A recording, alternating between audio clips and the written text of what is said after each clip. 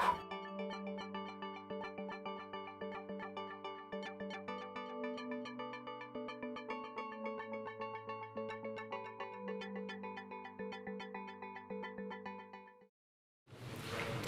don't know if I speak in English, also the Italian speaker, if they want to answer, can understand, or I should double.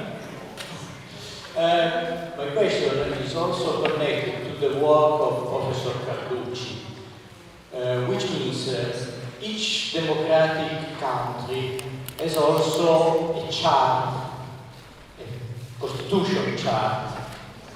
How this chart contrast or support the pacification of extractivism? It's quite complex question.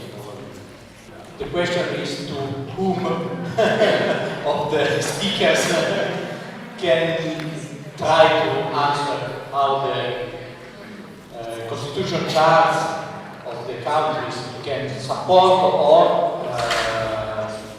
contrast this. He means constitutional provisions, right? Constitutions, yeah. Yeah, so I think maybe the thing we need to do is to think less about a constitution as designed to protect liberties and more as a constitution designed to protect certain forms of power. And the trick with every liberal constitution is that every liberal constitution allows for its own, either its own suspension or a suspension of its fundamental liberties, the fundamental liberties that are meant to be entrenched in the Constitution. In other words, every constitution has, it's called various things, an emergency clause, a clause for emergency measures, a possibility of declaring a state of exception. There's a lot that hangs on these. I mean, the earlier panel today talked a little bit about this idea of what is done in the name of emergency. But what is done in the name of emergency is two things. One is more or less anything can be done in the name of emergency. But the second thing is that emergency measures have a tendency of staying around. And they invariably get folded into security legislation. It's not always called security legislation. A lot of the time it's called, nowadays it's called, it's often called, anti-terror legislation, but it's essentially security laws. So if your question is designed to say kind of what do constitutions, what do democratic constitutions do to facilitate pacification, I would say, the trick is to not look at what the Constitution says are fundamental liberties, but to look at what the Constitution says is possible if those fundamental liberties need to be suspended. And the important thing is part of what's going on, part of what's entailed with the idea of pacification is not to just look for, if you like, the moment of emergency or the moment of exception, but is to look at the longer process in which, whatever you want to call it, liberties, rights are eradicated through security legislation. I mean, I think Mark's right to point to the extent to which, national security, public order, emergency, and these kinds of concepts, which are present in all constitutions and present the first duty of the state to provide security to its citizens. He's absolutely right to point to what that ultimately means in practice. I think the other thing that you can point to over the past, say, 17 years since 9/11, so after 9/11 there was a lot of discussion, so the terrorist attacks of 9/11 in the USA, which, as I was saying, fundamentally changed the world, I believe. there was a lot of discussion, academic discussion about, how do we balance liberty with security? A lot of philanthropic funders who put all their money into human rights organizations believed that human rights would stand as a bulwark to the worst excesses of the war on terror. So, extraordinary rendition, targeted assassinations, drone strikes, accountability for torture. There was this liberal belief that Europe was the cradle of human rights and we were somehow different to the USA by virtue of being that cradle of human rights. And as a result, we would somehow, strike this balance between liberty and security if it ever existed. And I think the last 5 years, maybe slightly more, I would point this, I would tie this to the emergence of so-called Islamic State out of the rubble of Iraq, and the sort of, the terrorist attacks we saw here in Europe, Brussels, Paris, Manchester and so forth. Any pretense that Europe's response to terrorism was going to be any different to the USA's or was going to somehow balance liberty and security was completely stripped bare.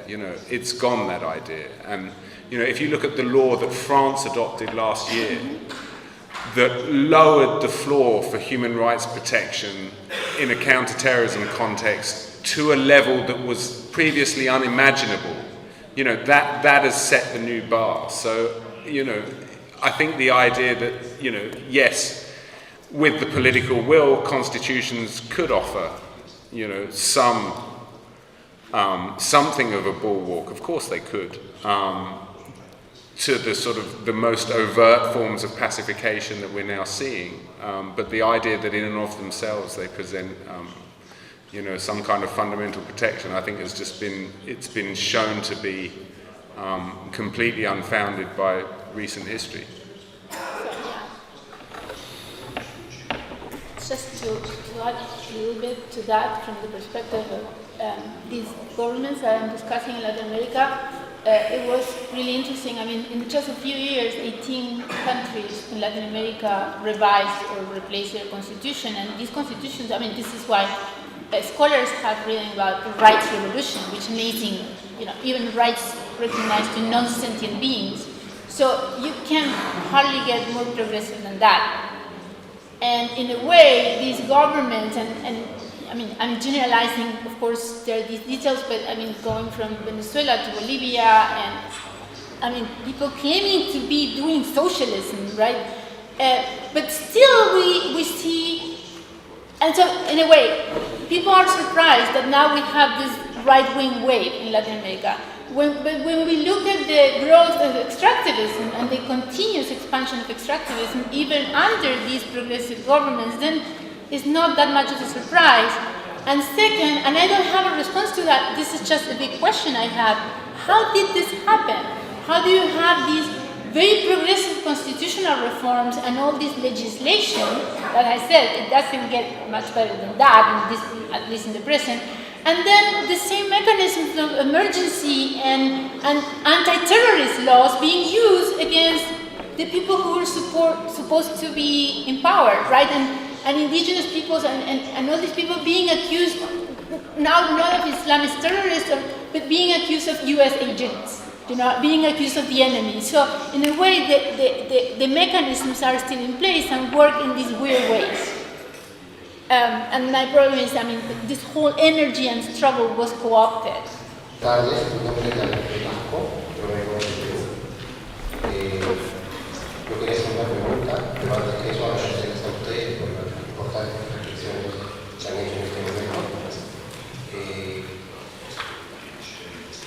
Seguramente yo mañana les explicaré un poco más el fenómeno de demonización de la protesta que ocurre en nuestros países.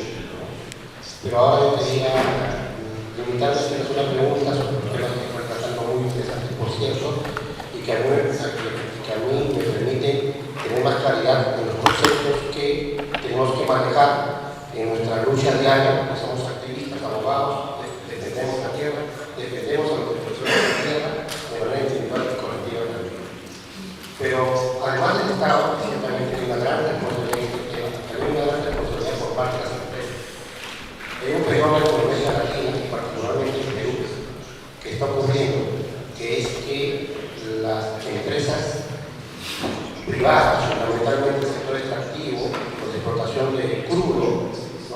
establecen convenios de seguridad privada con las fuerzas policiales, con las fuerzas militares, y lo que buena cuenta se convierte en lo que se ha llamado el fenómeno de, o se ha convertido en fuerzas mercenarias, ¿no? Defendiendo intereses de sectores empresariales que a cambio de una remuneración determinada, digamos, se ponen a disposición de estas empresas, utilizando los recursos públicos, la logística, el armamento, el uniforme y sobre todo la autoridad pública que le da nuestras constituciones a la Fuerza Policial de Seguridad del Orden Interno y a la Fuerza Militar de Seguridad, digamos, de defensa externa del país.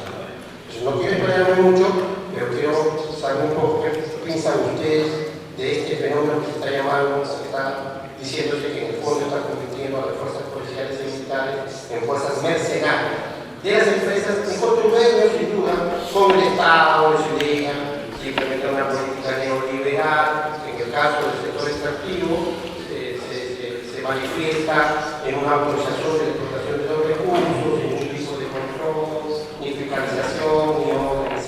I would say, okay, thinking of that phenomenon, I tend to think of those agents as an extension of the state. If that happens and the state allows for it, in a way, they are not official. I tend to think of mercenaries along the lines of what in the US are called contractors. And so the state has been outsourcing a lot of the repression, right, through these new forms of mercenary armies. But that is the state. And we need to focus on the state. That the fact that the state is outsourcing violence the same way that it may have outsourced other traditional roles like education or health, that doesn't mean that it's not the state, it's the state behind still. I think it's a strategy of, I would say, trying to work, to play with Marx's concept of pacification. I would say it's a strategy through which the state hides part, or tries to hide part of this pacification campaign. So we focus on the companies instead of focusing on the state. That would be the first thing that comes to mind. But yes, it's happening a lot. Yeah, I'd maybe say we need to focus on the companies as well, Yeah. And again, taking a slightly historical lens to this, and I can only speak about, the part of the world I live in.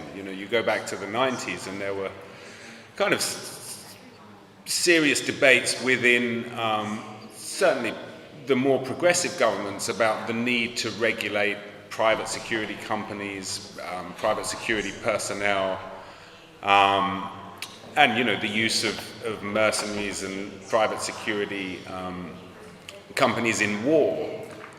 Skip forward just a few years after 9/11 and, we're told suddenly, I can remember Commissioner Franco Frattini coming out and saying, look, security is no longer a monopoly for the state. It is a duty that is now shared between the state and the private sector. And, once you open the door to that, once that becomes your approach, I'm not going to say all hope is lost, but you open the door to some really troubling and challenging configurations of power that we're perhaps not so well placed to deal with. And I'd even go further that so much state power now is exercised through privately controlled infrastructure, whether that's surveillance which relies on big tech, whether that's the outsourcing of border controls, whether that's, the outsourcing of standard security functions. We either have to find a way of, tackling these companies or dismantling, what we've been calling the security industrial complex. So, I'm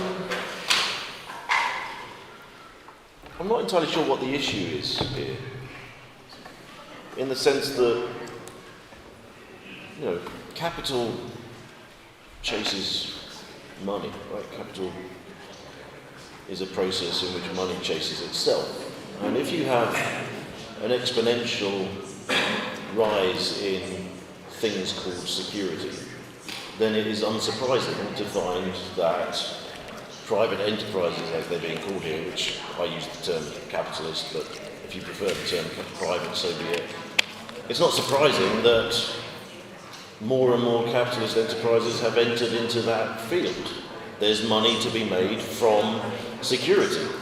So if you're a good capitalist, why wouldn't you set up companies called security companies?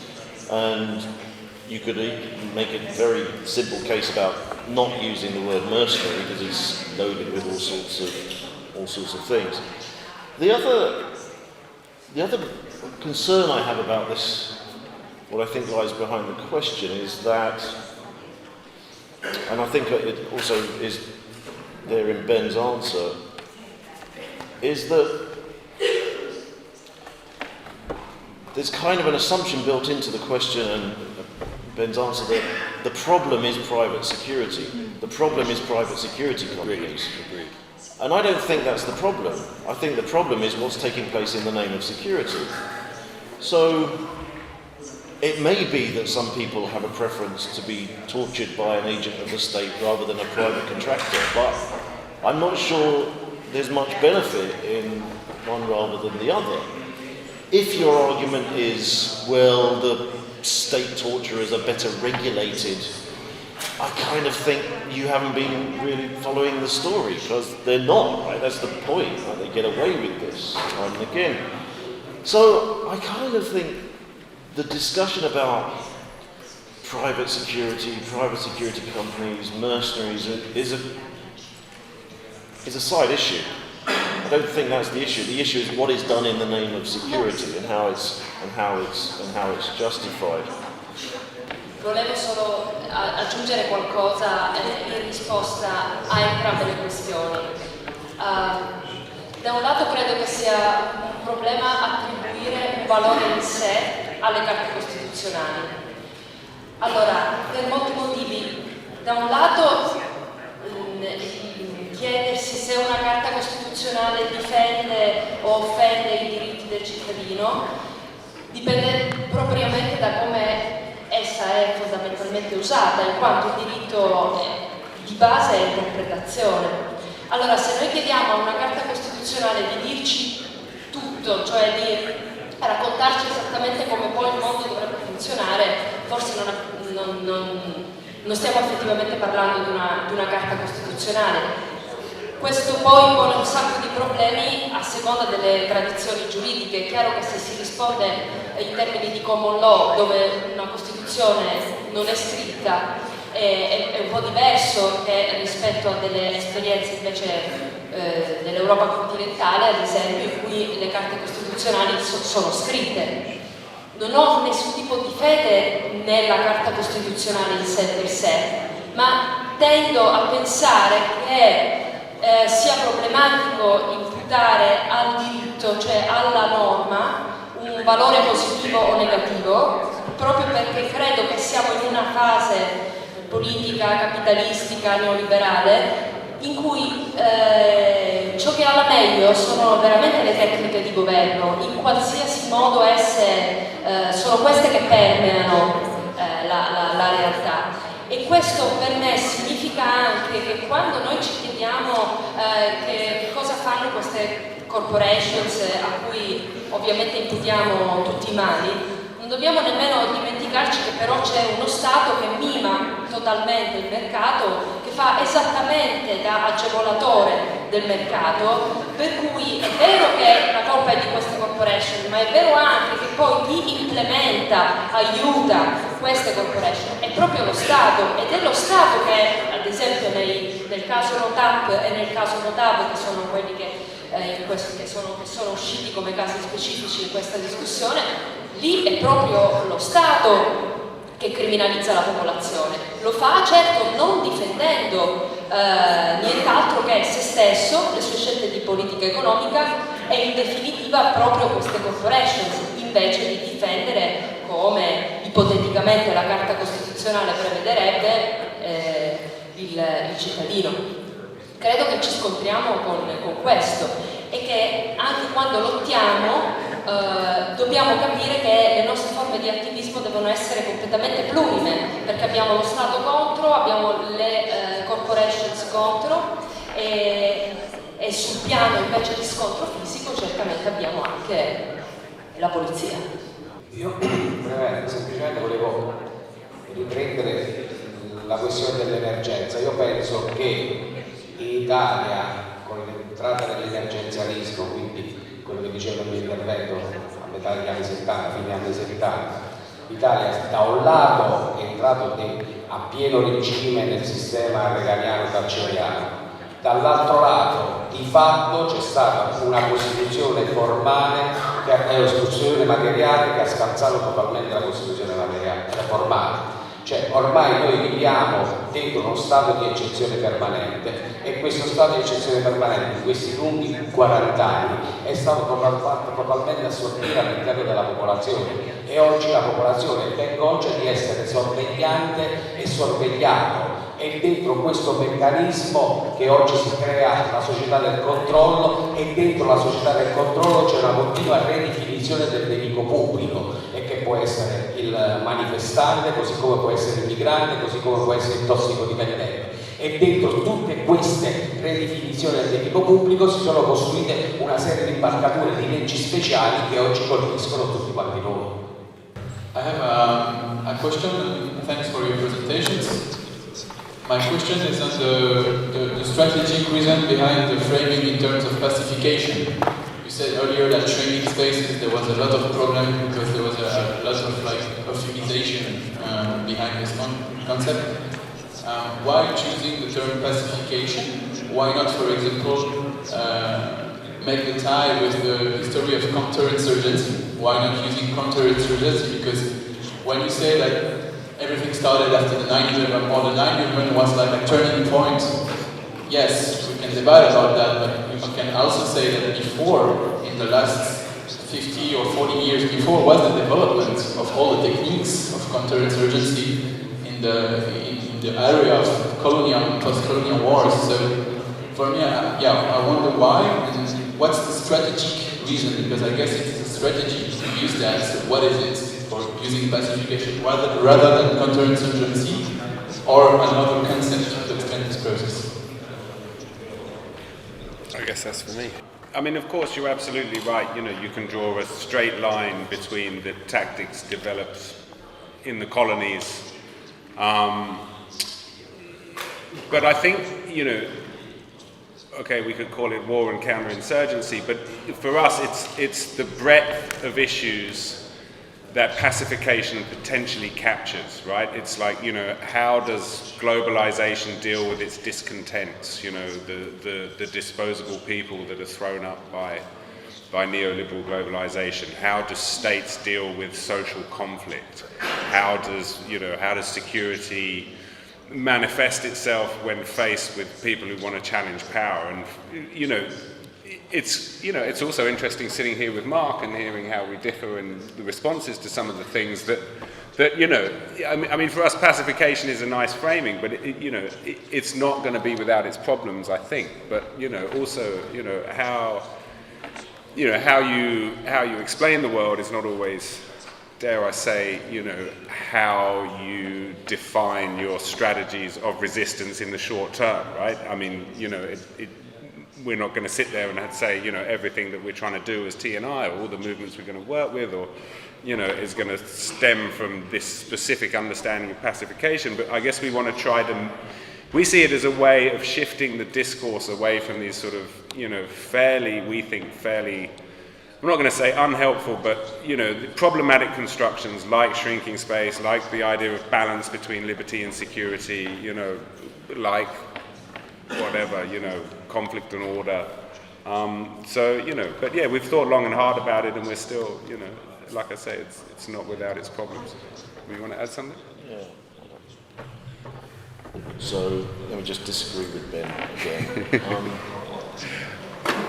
Just because you also repeated one of the things, I'm going to disagree with Ben again, but I want to pick up on it because it's something you repeated, something Ben said, which is that, after 9/11 changed the world was changed, and I don't think it was, right? Because like most other people, I got up the next day, went to work, carried on my business. I don't think it was because the anti-terror legislation that Britain introduced just after 9/11 was going to be introduced anyway. They were working on it before 9/11. And I think it's too easy to say everything changed and everything's different, and that takes us away from the continuities, right? So the British state was torturing people for a long, long time before the Americans adopted some of the British state's techniques, right? The British state was imprisoning people without trial for a very long time before the American state decided it would adopt this technique. So I think it's problematic to just point to 9/11 and go, post 9/11, things are different, we're in a new security world and so forth. I think 9/11 made certain things possible, right, and intensified some of the processes that were already taking place, and it's important to understand 9/11 in that sense, but I don't think the world was that different, right? I still feel exploited. Now, counterinsurgency. So, it's a good question, right? Yes, a good question.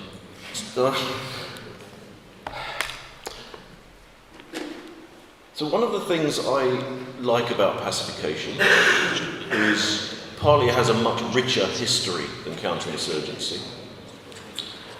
I like the fact that there's a very rich literature on pacification written by the ruling powers and their key figures. I like the fact that pacification demands that we think about the concept of peace more critically. I like the ways in which it makes us bring together arguments about war, police, security in a way that counterinsurgency might not quite manage. I like the fact that pacification demands that we think about pacification when there appears to be no insurgency. Right? The counterinsurgency point asks us to look for the insurgency and to consider how the insurgency is being countered. Of course, a lot of the time, the insurgency is produced by the counterinsurgency, right?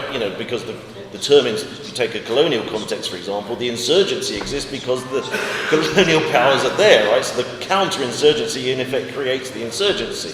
So we're already in a complicated world. But what I like about pacification is it's asking us to consider not simply moments or periods of insurgency, but also it asks us to consider how pacification takes place on an everyday level. Yeah? So if I can get, so to give an example, if you take the curfew, right, if you take the idea that everyone has to be in their house at 9 p.m, okay? No. What appears to be the interesting aspect of the curfew is that everyone goes home by 9 p.m, let's say. And we might see that as a moment of pacification. But in a sense, what's more interesting is that in the morning, everyone gets up and goes to work. Right? So when, for example, cities are zoned off or closed off so that people can't travel across the city after 9 o'clock, what's more interesting is that those zones are then lifted so that people can travel because they have to travel to work, right? And that's what I like.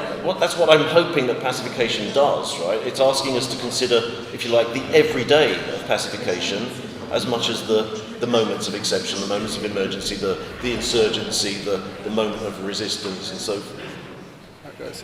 I mean, there is an entwined history between them, and so if you look at counterinsurgency documents from the mid-60s onwards, you can see that quite clearly the people who are writing counterinsurgency documents have pacification in mind and that long history of pacification in mind. I just feel compelled to come back because, you name your program after someone's work, you invite them to Southern Italy and, they disagree with everything you say. But no, just, I think a couple of points, like on,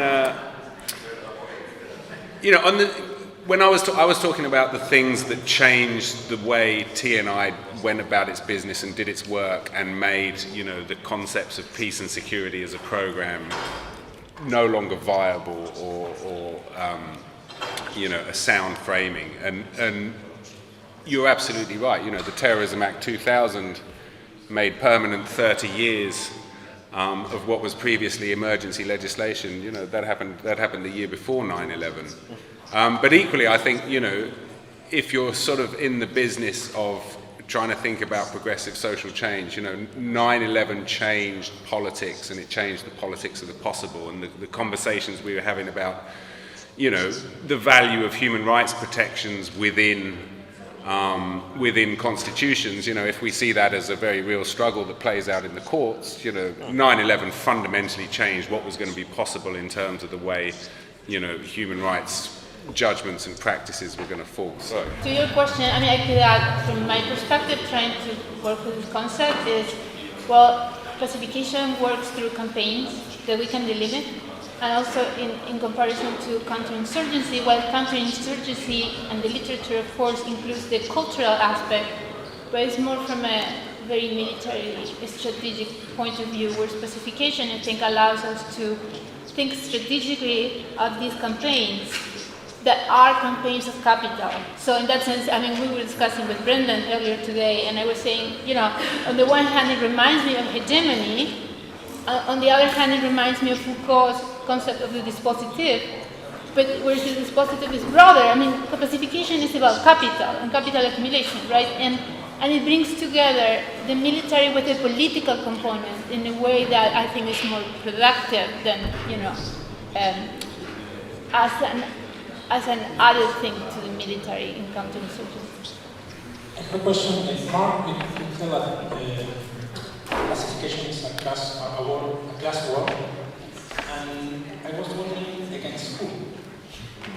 Because you said capital is money that makes money, but it makes in a particular way. It makes it by exploitation of the workers. And in this description, when you related, and I think also in given works, when you related pacification with dispossession or accumulation, more dispossession than accumulation, I found not clear which is the subject of money economy. There are pre-capitalist societies in Latin America, for example, but you say that capital advances over what? Over something that's not capital? Because capital is not just money that makes money, it's our social relation. We are part of capital, as in my case, variable capital. So I don't get it clear how it's the relation. And in some way, I think there's links, for example, privatization, capital concentration, centralization. So in that very mix, and I think this mixture is problematic because the question is, this whom is attacked, why can confront this? And it's different if it's working class, and if it is petty capital, or if it is not capitalist who is confronting. The power to confront this came from outside the capital, came from inside the capital, and I would like to know your answer. Yeah, that's a good question. So when I took the microphone back just a moment ago, I was going to add another thing, which I can now add because, in a sense, you created the possibility. So for me, and I think people who are using the category, we're in the process of developing the argument, right? That it is something that, you know, I stumbled upon when I was writing a book which became Critique of Security. And I discovered this literature and I started reading more and more, and then I essentially threw it around a bit with some other people, and some of those people are here and they seem quite energised by it, and TNI seem quite excited by it, and not anymore. So how many nights have I got in the hotel left? Are you going to cancel my room? Go. So it's an argument in process, right? It's a concept that we're developing, and we're thinking about how it might be applied. Now, in relation to your exact question, what I actually said when I mentioned class war was what we used to call class war, right? Because I'm aware that there is precisely the tension that you're pointing to. And I think, in a sense, that this thinking about pacification in relation to extraction brings to the foreground precisely your question, which is, well, it's one thing to talk about war against the workers, but actually is the pacification of extractivists a form of class war, or is it something else? Who is the enemy here? And I think you're absolutely right. I think at some point, of course, there's a broader point to be made, which is, actually, potentially, we're all the enemy, regardless of our place within the labour process. There is a point to make, which is most of us are still wage labourers, of course. Although we might not be engaged in the forms of protest that we're engaging in as wage labourers, we might be engaged in them as something else, which is whatever it is, campaigning against the appropriation of land or something. But I would say, it is important to recognise just how much the people can be conceptualised as the enemy by the state when it's engaged in campaigns. There's a story about, the disturbances in Ferguson after the killing of Michael Brown. Yeah. So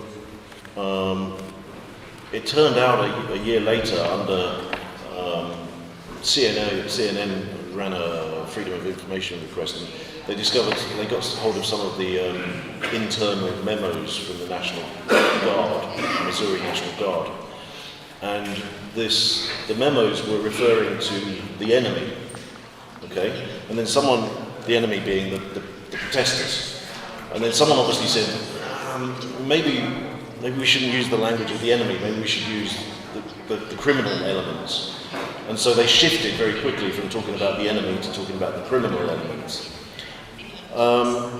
The problem is that at that moment in time in Ferguson, there were arrest warrants for 16,000 people, which was nearly the entire population of Ferguson. Now, whether you want to conceptualise that in class terms, or whether you want to conceptualise it in terms of the people, I think it is important to register just how much we can be understood as the enemy. Okay, so just a couple of images and thoughts. I was thinking, in neoliberal parlance, right, they talk about rigidities, the rigidities of the market. So I would think that in the case of extractivism, it's also that, so pacification was first introduced with capital, and so pacification helped me think of what Marx describes, those kinds of violence under primitive accumulation. So it helps me there as a foundational thing. But then pacification campaigns come back with capitalist restructuring. And so within capitalism, right, when a whole population of a whole set of social relations become obsolete for the purposes of capital reproduction, like industry in upstate New York, or certain forms of land distribution and production, or certain forms of urban living, then pacification campaigns will be targeting those rigidities or rights or people, and that's what becomes targeted. I'm just thinking. So it's not the people in general, it's whoever is there that becomes an obstacle for this new cycle of capitalist accumulation. That's what I think. Do you think it works?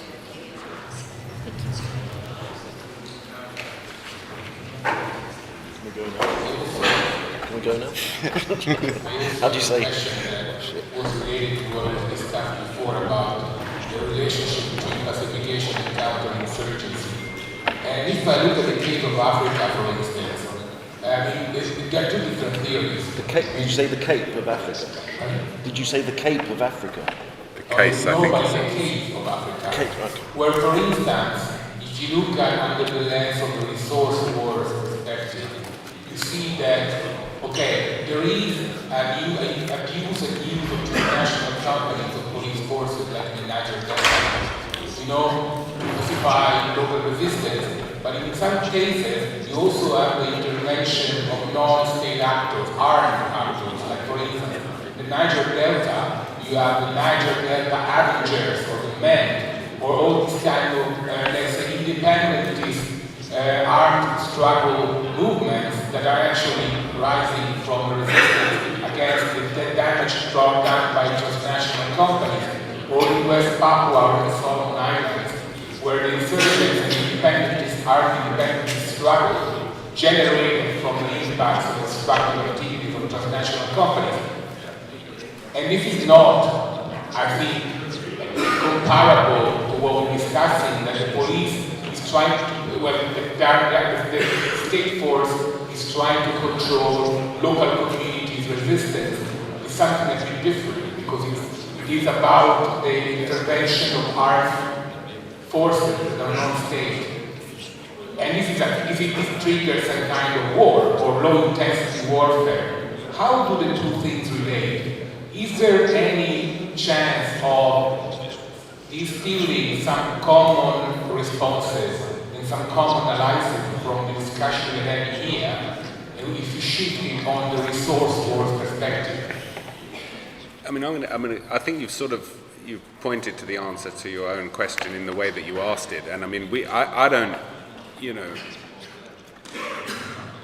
I guess, I started out by talking about the different areas of work that the transnational institutes engaged in, right? And one of the things that we're acutely aware is that the War on Pacification program lacks alternatives, in the sense of, our economic justice people, they know what they want, right? The climate change people, they know what they want. The drugs and democracy people, they know what they want, and we sort of have a sense of what we'd like, but we're, and you look at, there's some amazing political stuff going on in the UK right now, and there was this big, The World Transformed, which has almost eclipsed the Labour Party conference, right? And again, they're talking about all these amazing things that Jeremy Corbyn is going to do. But dealing with the state, the intelligence services, the military, whatever, is not part of that agenda. And I guess I'm making this point because I don't have an answer to your question beyond trying to do things like this and the workshop that Mark's put together in terms of what are we're in such a defensive position, and I look at this like my colleagues at the TNI have been fighting the war on drugs for 40 years, right? And when they started out, there was, this was it. Criminalization, war on drugs, that was the model. 40 years later, they're getting some traction. I'm not sure if some of the models of deregulation and legalization are what they had in mind, but it's a long game. And so, my simple answer to you is all I think we can do at the moment is begin to connect the dots, identify the commonalities, look at what are the tactics and techniques that are happening, and then think collectively about how we might respond. I'm hoping Mark's not going to just completely disagree with me again, but let's see. That's my TNI hat, right? That's okay. Yeah. I do the. It does sometimes feel like living in a box marked hopeless. The thing about the war on drugs is, if the idea is that the people who are fighting against the idea of the war on drugs, if their idea is to stop the war on drugs, because the war on drugs is ineffective, and there is now more and more people coming on board with that idea that the war on drugs isn't defeating drugs, the drug industry, etc. There's a more cynical argument, which is, if the war on drugs is finally called off, it's because it's been folded into the war on terror. Right? So everything that used to be done in the name of the war on drugs can now be done in the name of the war on terror. So in a sense, if the war on drugs is ever abolished, and I'm not convinced it will be, but if the ruling class ever did go, actually, we're calling that war off, It's because whatever they wanted to do in the war on drugs can be done in the war on terror, or through the war on terror. And in that sense, you might be right about 9/11 changing things, right? In the sense that it's, terrorism at that forefront, right? So I want to finish by saying I fully agree with what Ben has said.